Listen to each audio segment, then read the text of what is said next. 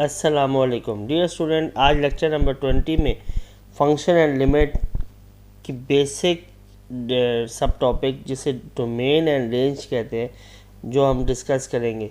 ये chapter second year AQAB BIK and federal board सभी boards में पढ़ाया जाता है। इसके अलावा यूनिवर्सिटी के अंदर ये बहुत ही इम्पोर्टेंट टॉपिक रहता है, तो इसलिए बहुत सारे स्टूडेंट्स को इसमें इशू होता है, तो इसलिए हम ये टॉपिक स्टार्ट करते हैं।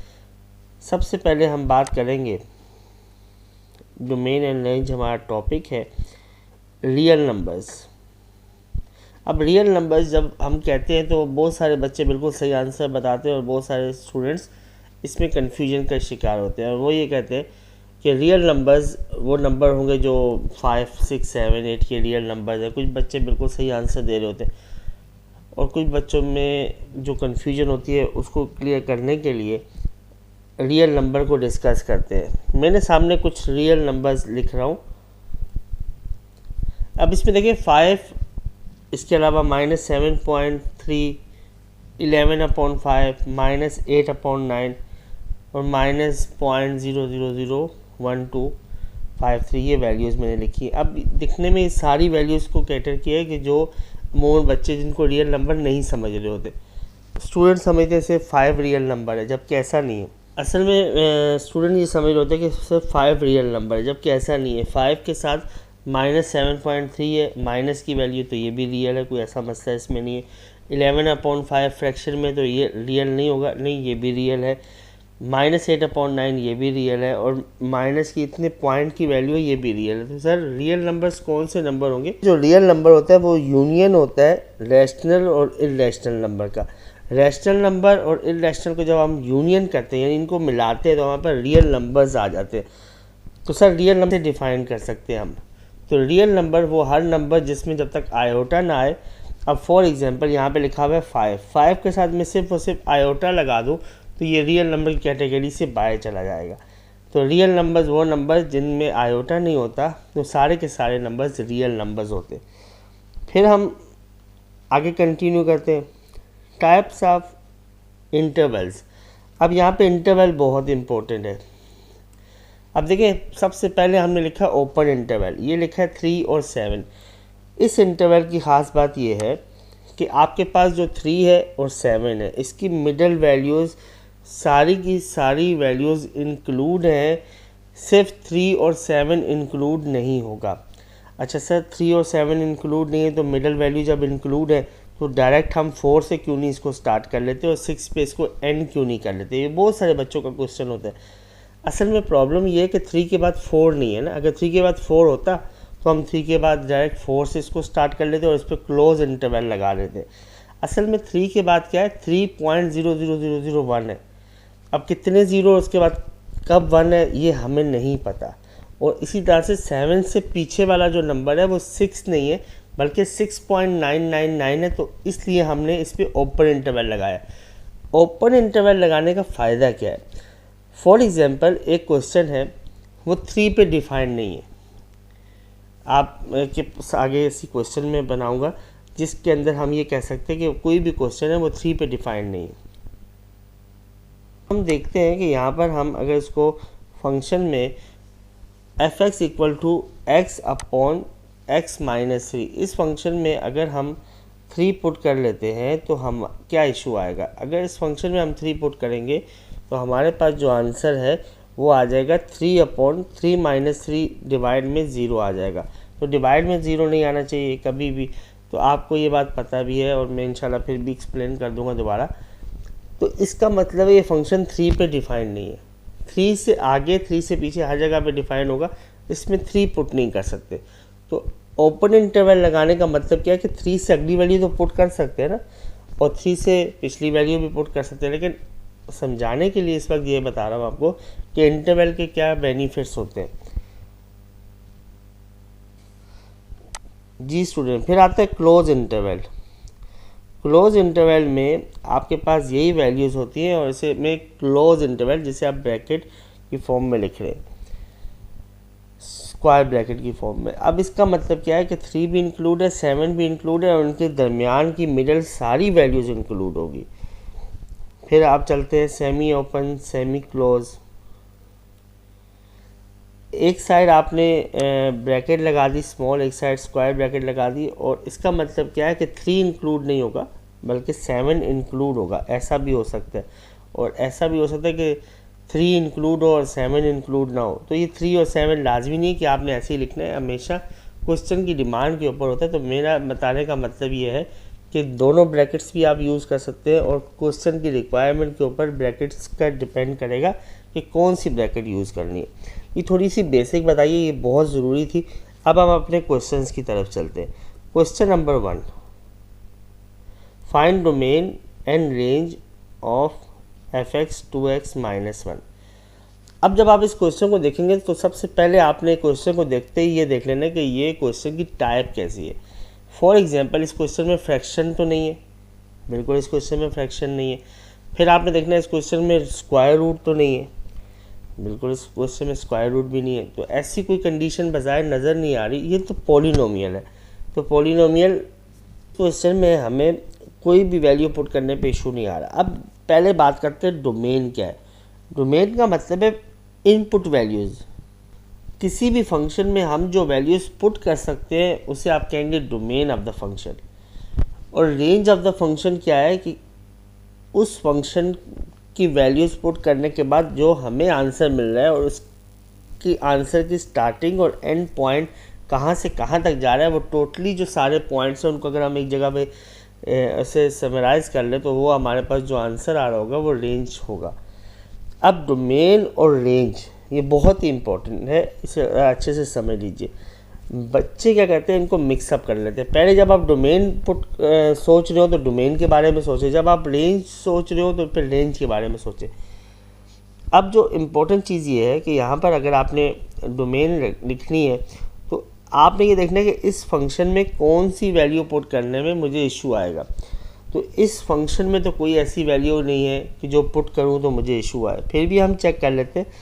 हमें चेक करने का क्या मेथड है कि हमारे पास प्रेस करेंगे आप मेन्यू, इससे पहले आप शिफ्ट 9 3 इक्वल और देन AC प्रेस कर लें।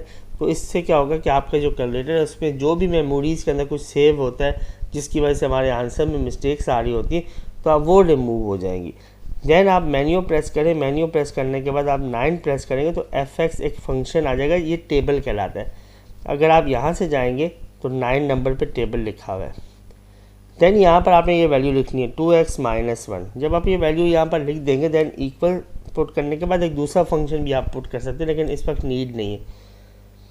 इसको रेंडमली हम -10 से स्टार्ट करते हैं, 10 से एंड करते हैं इसको, और 1 इसका स्टेप रखते हैं। स्टेप का मतलब है डिफरेंस इसका कितना रखना है। तो आप देख रहे हैं कि यहाँ पर ये जो x की वैल्यूज़ है जो आपको नज़र आ रही है ये डोमेन है, और ये जो fx की वैल्यू है ये रेंज के अंदर आ रही है। आप देखें किसी वैल्यू के ऊपर भी एरर नहीं आ रहा। सर क्या हमेशा ऐसा होता है कि किसी क्वेश्चन में एक एरर नहीं आता? नहीं, बहुत सारे क्वेश्चन में एरर आता है, और वही वजह होती है कि जिस क्वेश्चन में जिस जगह पे एरर आ रहा हो वो डोमेन में हम पुट नहीं करते। अब आप कह रहे होंगे सर ये -10 और 10 आपने क्यों रखे? देखिए इस कैलकुलेटर की जो ऑप्शंस है उसमें हम ज़्यादा दूर तक की रेंज नहीं रख सकते। इस कैलकुलेटर की अपनी भी एक रेंज है ना, तो -10 से 10 तक मिनिमम वैल्यूज़ हमें अंदाज़ा हो जाता है कि ये फंक्शन जा कहाँ पे रहा है। तो इस फंक्शन की डोमेन बहुत आसान होगी कि इसमें ऑल रियल नंबर पुट कर सकते हैं, और ऑल रियल नंबर को हम लोग -∞ से इन्फिनिटी और रियल नंबर भी लिखते हैं।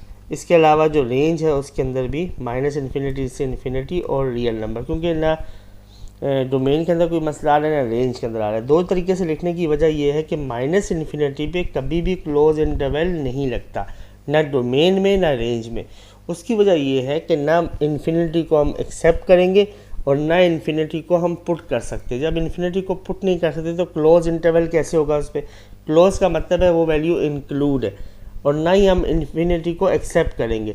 तो इन्फिनिटी जब एक्सेप्ट नहीं करेंगे तो उस पर ओपन इंटरवल ही आएगा। जी स्टूडेंट, अब हम क्वेश्चन नंबर 2 पे चलेंगे, और क्वेश्चन नंबर 2 इसी से रिलेटेड है। क्वेश्चन नंबर 2 हमारे पास है find domain and range of fx 11 - 3x। अब आपको बिल्कुल क्लियर नज़र आ रहा है कि ये भी उसी तरह से पॉलिनोमियल फंक्शन है। आपके लिए एग्जांपल के तौर पे कि आप इसको खुद से सोल्व कर लें। आप इसी तरह से कैलकुलेटर में जाएंगे और इसमें वैल्यूज़ को पुट करेंगे। यहाँ भी आप देखेंगे कि किसी भी किस्म का कोई इशू आने वाला नहीं है। फॉर एग्जांपल 11 माइनस 3x, उसको स्टार्ट करें -10 और एंड करें इसको 10 में, किसी भी पॉइंट के ऊपर कोई एरर नहीं है। अब बच्चों के जहन में आ रहा होगा कि सर अगर हम इसको -100 से 100 कर लें तो कोई मसला है? कोई मसला नहीं। इसको आप लिखें -100 और देन 100। तो देखिए यहाँ पर जब आप -100 से 100 करेंगे तो ये 200 वैल्यूज़ आप उससे मांग रहे हैं। तो कैलकुलेटर आपके पास जो कैसियो का ये वाला कैलकुलेटर है, ये आपको मैक्सिमम जो दे देगा 40 से 45 वैल्यूज़। आप जब इसके 1 करेंगे तो ये रेंज इशू बता देगा। आपको कुछ नहीं करना, आपको दोबारा लिखना है 11 माइनस 3x और यहाँ -100 से 100 करके यहाँ पे फॉर एग्जाम्पल आप रख लो 10 स्टेप आप चेंज कर लो। स्टेप जब आप चेंज करोगे तो कैलकुलेटर आपको आंसर भी दे देगा और आपको ये भी अंदाज़ा हो जाएगा कि वैल्यूज़ मेरे पास कैसी आ रही है, माइनस से प्लस आ रही है या नहीं आ रही। तो ये करने के बाद यहाँ पर आप इसकी डोमेन लिखेंगे ऑल रियल नंबर और रेंज लिखेंगे ऑल रियल नंबर। अब एक स्टूडेंट सोचता है कि सर अगर हमें पर्टिकुलर किसी नंबर को चेक करना है कि वो इसकी रेंज में आ रहा है या नहीं आ रहा। फॉर एग्जांपल अगर मैं कहता हूँ कि इसकी रेंज में बताएं 2 आता है कि नहीं आता, इस fx में 2 आएगा या नहीं आएगा, तो आपके बिल्कुल क्लियरली नज़र आ रहा है 11 माइनस 3x लिखा हुआ है। तो x की वैल्यू अगर आप 3 पुट कर दें तो 3 3 9 हो जाएगा। 11 माइनस 9 मतलब 2, तो इसमें 2 आ जाएगा।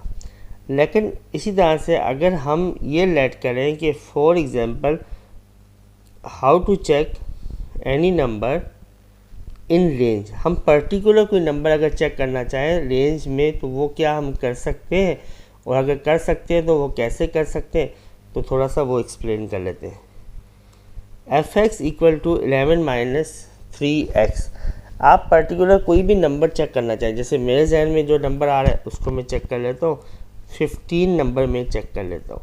11 minus 3x equal to fx की जगह पे मैंने 15 रख दिया। तो सर इससे क्या फ़ायदा होगा? इससे ये फ़ायदा होगा कि हम ये देख सकते हैं कि x की कौन सी वैल्यू पे ये आंसर आएगा। तो इससे क्या करेंगे, 15 minus 11 equal to minus 3x, 4 equal to minus 3x, तो x की वैल्यू आ जाएगी -4/3।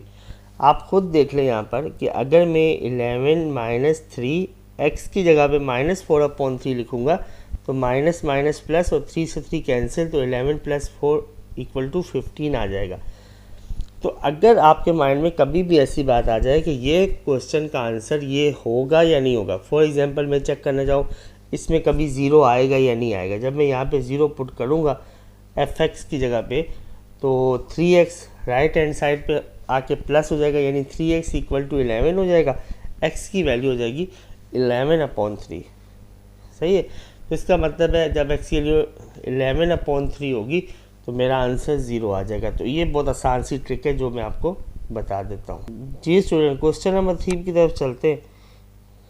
Find domain and range fx absolute value of 5 minus x। अब एब्सोलूट वैल्यू की क्या कंडीशन होती है? जब ये फंक्शंस आ रहे हैं तो इन फंक्शन की बेसिक चीज़ें आपके जहन में होनी चाहिए कि एब्सोलूट फंक्शन करता क्या है। एब्सोलूट फंक्शन ये करता है कि किसी भी वैल्यू को, नेगेटिव वैल्यू को वो पॉजिटिव कर देता है। अगर किसी भी वैल्यू को एब्सोलूट के अंदर लिखेंगे, अगर फॉर एग्जांपल लिखेंगे -7 और एब्सोलूट होगा तो वो -7 को +7 कर देगा। इसी तरह से अगर फॉर एग्जांपल 7 होगा तो एब्सोलूट वैल्यू उसको प्लस ही रखेगा, उसको चेंज नहीं करेगा।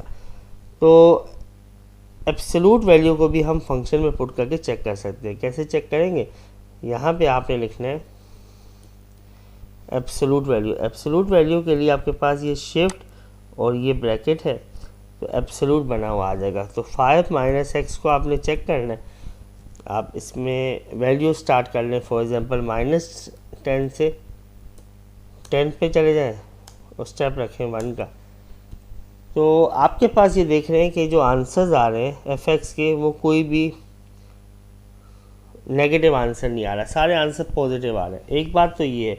दूसरी बात ये है कि कौन सी वैल्यू इसमें पुट कर सकते हैं, यानी इसकी डोमेन क्या होगी। जब आप डोमेन की बात करते हैं तो इसमें किसी भी तरह से कोई वैल्यू पुट करने में मसला नहीं आएगा। क्यों? क्योंकि एब्सोलूट फ्रैक्शन में नहीं है, एब्सोलूट न्यूमरेटर के अंदर है। तो यहाँ पर x की कोई भी वैल्यू रखने पर मिनिमम आंसर 0 आ जाएगा, और क्या होगा। तो हम इसकी जब डोमेन रखते हैं तो -∞ से इन्फिनिटी और रियल नंबर, लेकिन इसकी जब रेंज की बात आती है तो ये आंसर कभी भी नेगेटिव नहीं देता। मिनिमम आंसर क्या देगा ये आप फिर देखोगे। जब नेगेटिव दे ही नहीं रहा तो मिनिमम आंसर आपने सोचना है कि क्या हो सकता है। यहाँ पर हमारे पास रेंज की जब बात आती है तो मिनिमम वैल्यू इसमें 0 आएगी। 0 कब आएगी, जब आप x की वैल्यू आप 5 पुट करेंगे तो 5 - 5 0 हो जाएगा, और 0 का एब्सोलूट वैल्यू जो होगी वो 0 ही होगी। तो मिनिमम वैल्यू इसकी 0 होगी और मैक्सिमम वैल्यू इसकी इन्फिनिटी होगी। उसकी वजह ये है कि जब आप माइनस की वैल्यू रखो या प्लस की वैल्यू रखो, आंसर जितना भी बड़ा माइनस में आ जाएगा वो एब्सोलूट उसको प्लस में कन्वर्ट कर देगा। तो इसकी -∞ तक वैल्यू जाएगी। नेक्स्ट जो क्वेश्चन है, question number 4, find the value of domain and range. Function आपके पास है स्क्वायर रूट का। अब स्क्वायर रूट का जब फंक्शन आपके पास आता है तो फिर आप अपने माइंड में ये चीज़ सोचते हैं स्क्वायर रूट में क्या नहीं आ सकता। बहुत सारे बच्चे समझते हैं स्क्वायर रूट में 0 भी नहीं आ सकता। ऐसा नहीं है, स्क्वायर रूट में 0 आ सकता है। 0 का स्क्वायर रूट 0 हो जाएगा, और 0 रियल नंबर है, इसलिए आप स्क्वायर रूट के अंदर कोई ऐसी वैल्यू पुट नहीं करेंगे जिससे स्क्वायर रूट के अंदर नेगेटिव वैल्यू आ जाए। क्यों सर, अगर नेगेटिव वैल्यू आएगी तो क्या मसला है। नेगेटिव वैल्यू आने से आपका जो फंक्शन है वो माइनस रूट के अंदर आने से आयोटा की फॉर्म में चला जाएगा, यानी आपका जो फंक्शन है वो इमेजिनरी या कॉम्प्लेक्स के अंदर आपको आंसर दे रहा होगा। तो इसलिए बात याद रखनी है कि कभी भी ऐसी वैल्यू पुट नहीं करनी जिस पर आपका फंक्शन आपको नेगेटिव मिल रहा हो। इसलिए आप जब इस तरह के फंक्शन को कैलकुलेटर में पुट करेंगे, स्क्वायर रूट ये है x - 1। अब इसको जब आप -10 से स्टार्ट करेंगे, 10 पे स्क्वायर करेंगे, आपके सामने यहाँ पे देखें एरर लिखा हुआ आ रहा है। एरर लिखा हुआ आने का मतलब है जिन वैल्यूज़ के ऊपर एरर आ रहा है वो वैल्यू आप पुट नहीं कर सकते। अब आप कोई वैल्यू भी पुट नहीं कर सकते, आपने स्टार्ट करनी है वैल्यू 1 से। अब दोबारा यहाँ भी आके देख लें, अगर मैं स्टार्ट करता हूँ 1 से पीछे वाली वैल्यू, फॉर एग्जांपल 0 पुट करता हूँ, 0 - 1 हो गया। इससे पीछे जाते हैं तो -1 x की वैल्यू अगर हम रखते हैं -1 -2 हो गया, तो रूट के अंदर माइनस आ गया। तो ये वैल्यूज़ हम पुट नहीं कर सकते, हमें पुट करनी है मिनिमम 1 वैल्यू। क्यों सर, 1 - 1 0, 0 का रूट 0 हो गया। फिर x की वैल्यू जब हम 2 पुट करेंगे तो 2 - 1 1 हो गया, 1 का रूट भी 1 हो गया। तो इसलिए आप देख रहे हैं कि यहाँ पर x की वैल्यू 1 2 3 रखने के ऊपर जो आंसर्स आ रहे हैं वो कोई ना कोई आंसर आ रहे हैं और वो पॉजिटिव आ रहे हैं। ये जो नेगेटिव वैल्यू रखने पे आपके आंसर नहीं आ रहे थे। तो इसलिए इसकी डोमेन जब आप रखेंगे उसमें आप देखेंगे 1 से स्टार्ट करना है और इन्फिनिटी तक लेके जाना है।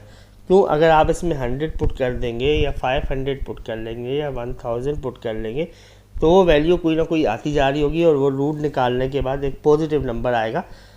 तो डोमेन में मसला माइनस की वैल्यूज़ में और 0 में भी मसला आ रहा है। और रेंज में मिनिमम वैल्यू क्या आएगी, रेंज में आपने मिनिमम वैल्यू देखनी है तो आप 0 रखेंगे मिनिमम आंसर। क्यों, क्योंकि जब x की वैल्यू 1 होगी तो 1 - 1 ये 0 हो जाएगा, और 0 का रूट होता है 0, 0 से इन्फिनिटी। जी स्टूडेंट, आप यहाँ पे ये भी देख सकते हैं कि यहाँ पर हम लोग नेगेटिव वैल्यू, मैंने रेंज में लिखा है कि रेंज में नेगेटिव वैल्यू नहीं आएगी। अगर मैं यहाँ पे नेगेटिव रख लेता हूँ, फॉर एग्जांपल fx की जगह रख देता हूँ -1, तो आप मुझे बताएं क्या इसके बाद सोल्यूशन बनेगा? नहीं बनेगा, क्योंकि हमने ये बात लर्निंग हमारी है कि स्क्वायर रूट के बाद अगर इक्वल के बाद माइनस की वैल्यू आ जाए तो हम लिखते हैं नल सेट, इसका मतलब है नो सोल्यूशन। तो हम स्क्वायरिंग बोथ साइड के क्वेश्चन को सॉल्व कभी भी नहीं कर रहे होते। इसी वजह से इसकी जो रेंज थी वो 0 से इन्फिनिटी थी, इसलिए मिनिमम नंबर इसके अंदर 0 आ सकता है। अब इसी से रिलेटेड मैं आपको क्वेश्चन करवा रहा हूँ, आप ये कीजिएगा कि वीडियो स्टॉप करके अपने क्वेश्चन को सॉल्व करके और फिर देन आगे चलिएगा। Question number 5, find the domain and range of F x. इसी क्वेश्चन को मैंने रिवर्स कर दिया, x-1 था तो 1 - x कर दिया। जब मैंने इसको 1 - x कर दिया तो आपके पास अब क्या हो गया, x की कौन सी वैल्यू आप इसमें पुट कर सकते हो। तो बड़ा सोच के समझ के इसका आंसर दीजिएगा, क्योंकि यहाँ पर मैंने फंक्शन को थोड़ा चेंज कर दिया।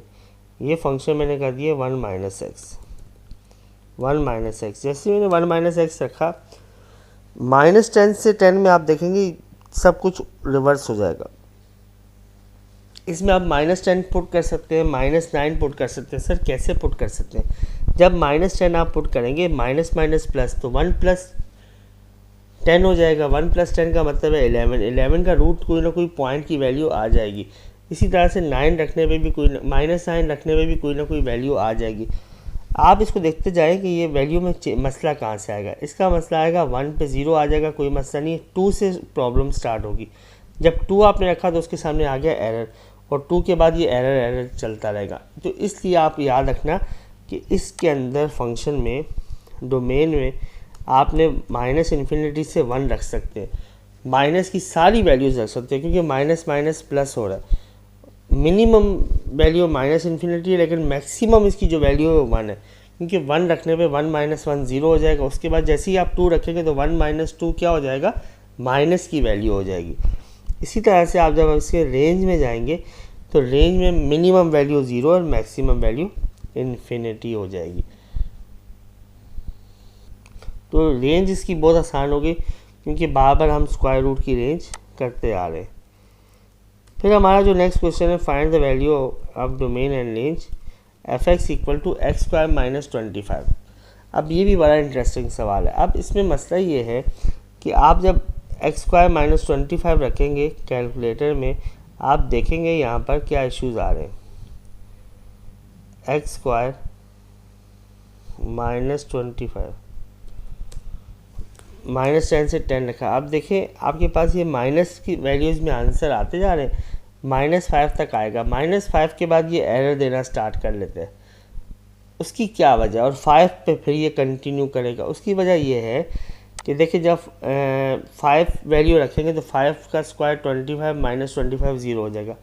जब -5 से पीछे की तरफ आएंगे, -4 पुट करेंगे, -4 का स्क्वायर हो जाएगा 16 - 25। 16 - 25 -9 हो गया। इसका मतलब है रूट के अंदर माइनस आ गया।